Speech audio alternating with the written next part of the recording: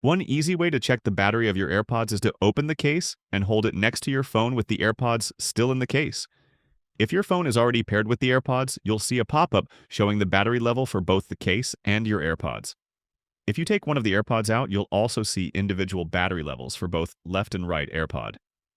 Another way to check this is through your settings. While wearing the AirPods, go to Settings and your AirPods settings. You'll see the battery percentage on the very top. If you need to check the battery level frequently, you can add a battery widget on your home screen.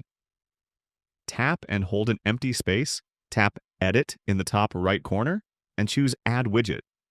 Then find the battery widget and add it to your home screen. Now you'll always see the battery level here for your AirPods. When I wear one AirPods, I see the level for both of them individually. With both AirPods in my ears, I'll see the battery for the case and the AirPods together. One more quick tip. You can also ask Siri. Just ask, "What's my AirPods battery level?" and Siri will give you an instant answer. That's it. Leave a comment if you have any questions, and subscribe for more fast, easy, straight-to-the-point tutorials like this.